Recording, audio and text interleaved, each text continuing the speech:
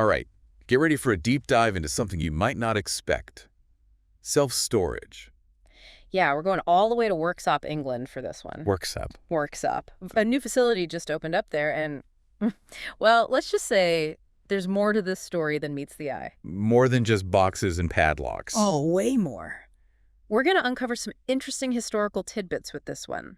Even touch on urban revitalization a bit. Sounds intriguing. It is. So the press release talks about this company, Boylin Self-Storage, opening up at the Shire Oaks Business Center. Sounds pretty standard, right? Yeah, pretty typical self-storage setup.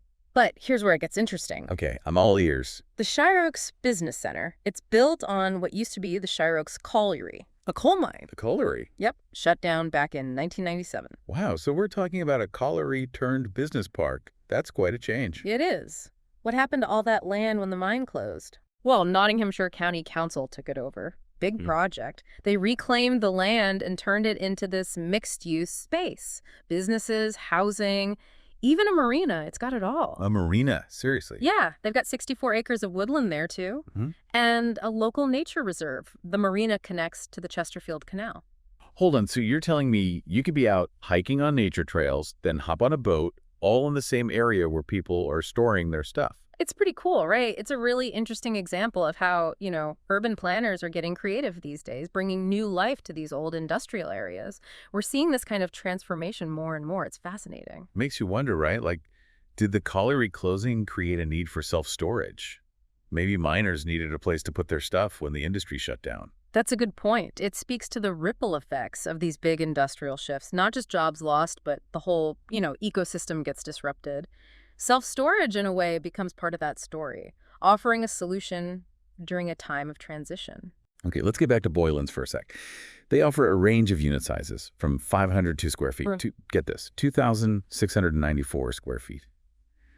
They're really trying to cater to everyone, huh? They are, and it makes sense if you think about it. The shift away from heavy industry to a more, diverse economy means there's going to be all sorts of needs for storage space, people downsizing, new businesses starting up, maybe e-commerce folks needing warehousing. It all adds to the demand. So self-storage is almost like a barometer for the economy. Exactly. And Boylan's has tapped into that. Plus, they're using shipping containers for the units. Yeah, I was going to ask about that. All those units in 150-foot shipping containers. Yeah. I admit, I thought that was a little strange. Isn't that common in the self-storage world? It's becoming more popular, and for good reason. They're super durable, weather resistant, and, you can move them around. Plus, they're cost effective, especially in an area that's being redeveloped. So it's not just a quirky design choice? It's actually a smart move. Yeah. Aligns with the whole adaptability and resourcefulness theme we're seeing at Shire Oaks. Right. It also makes you think about the future of self-storage. As technology changes and consumer habits change, will we see even more innovative approaches? Maybe fully automated facilities, or ones powered by renewable energy, or even integrated into smart city infrastructure. Now that's a thought. Self-storage going all futuristic. But for now, Boylan's is keeping it pretty grounded. 24-hour CCTV, ground-level access for loading and unloading, flexible contracts.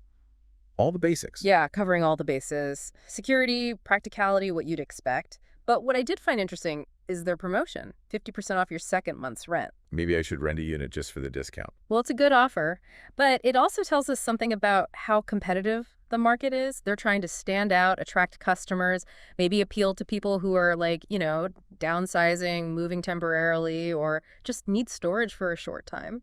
So it's not just about providing space, it's about understanding people's needs and motivations, realizing that self-storage is more than just a place to put your stuff. It's a solution for different life stages, different situations. Precisely. And that leads to another interesting question. What are people actually storing in these units? I mean, every box, every piece of furniture has a story behind it, a piece of someone's life. Like a giant archive of personal histories, all tucked away in these, nondescript containers. It's amazing to think about the sheer variety of things people keep and why they keep them. It's a reminder that even something as, everyday as self-storage can be a window into the human experience. Our values, our attachments, our changing needs. This deep dive has already taken us to some unexpected places. From the history of coal mining to the psychology of storage. We've seen how the closure of a colliery can transform an entire landscape, and how self-storage is a part of that story of change and adaptation. And we've only just scratched the surface. So we're back and ready to dive deeper into Boylin's self-storage. Last time we talked about the Shire Oaks Business Center and how it's a great example of urban redevelopment. Yeah, we talked about that. And the whole self-storage industry. Boylan's approach with those shipping containers is really something. It is. But now I want to talk about the impact of these transformations on communities. The ones that were centered around those heavy industries. Yeah. What happens to a town like Worksop when a major employer like the Shire Oaks Colliery shuts down? It's tough, really tough. The first impact is economic, of course. Jobs disappear. Businesses that depended on the colliery struggle. There's a lot of uncertainty. Right. But there's also a social and psychological impact. People lose their sense of identity, that sense of community that was tied to the industry. It's like more than just an economic shift. It's like a cultural reset almost. Exactly.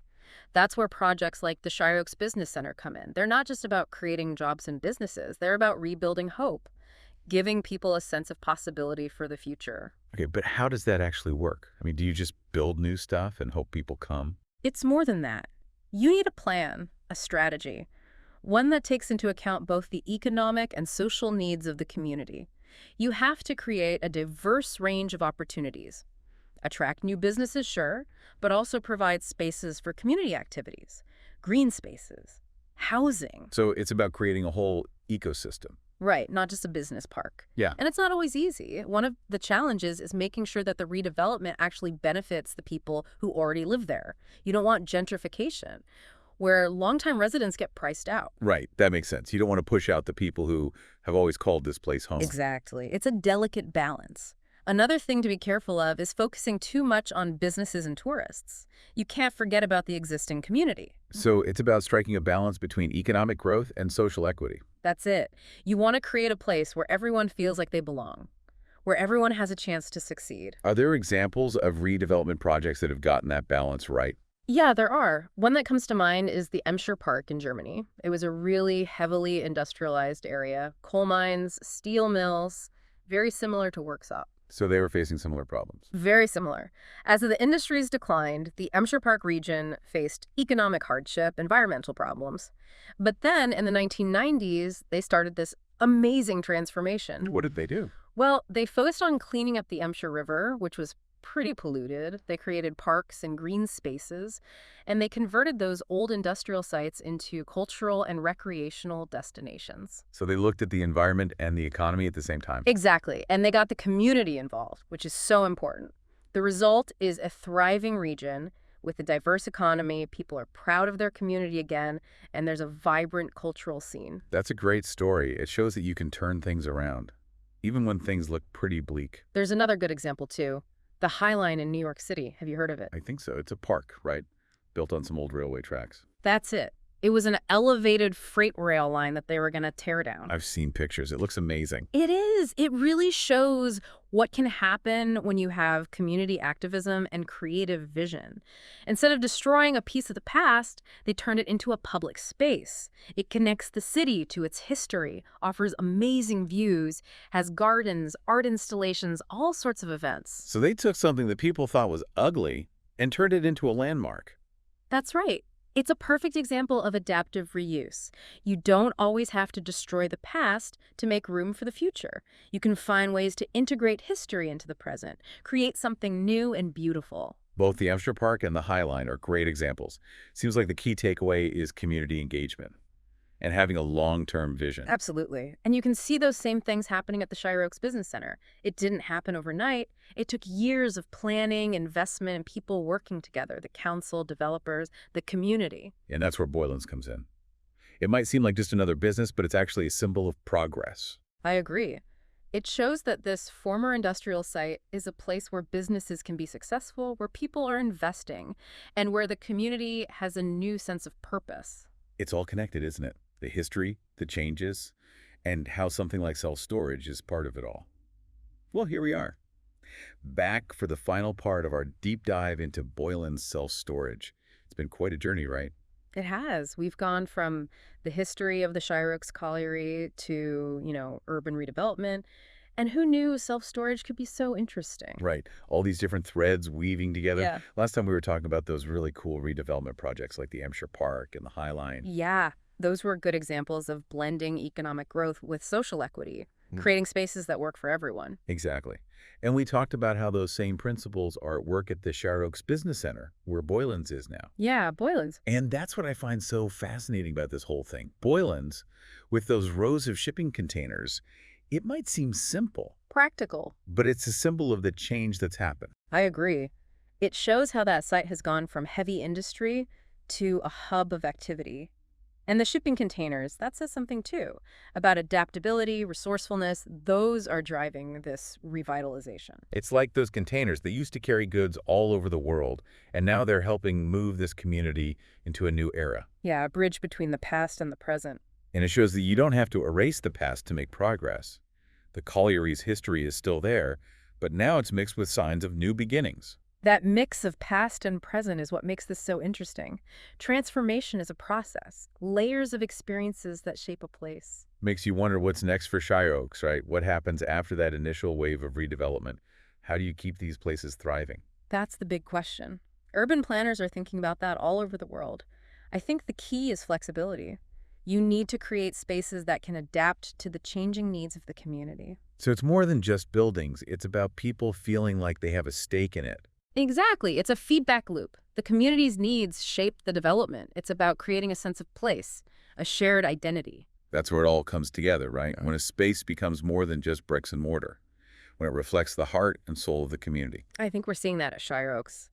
Boylan's, the mix of businesses and recreation, bringing in nature, it shows a real effort to create balance, sustainability. It's a reminder that even small choices, like using those shipping containers, can make a difference, part of a bigger story of change. And it shows how important it is to pay attention to the details. Look deeper. Find the stories that shape our world. This deep dive has been amazing. It's made me think of a transformation in a whole new way, about how resilient communities are, and how something like self-storage could be a part of all that. It shows that there's always more to the story. Even the everyday things can be connected to these bigger ideas. Well said. Well, that wraps up this deep dive. But before we go, think about your own community for a minute. What spaces could be transformed? What hidden gems are out there? The possibilities are everywhere. We just have to see them, embrace them, and work together to create a future where every space can thrive. Thanks for joining us. Until next time, keep exploring, keep asking questions, and keep uncovering those hidden layers of our world.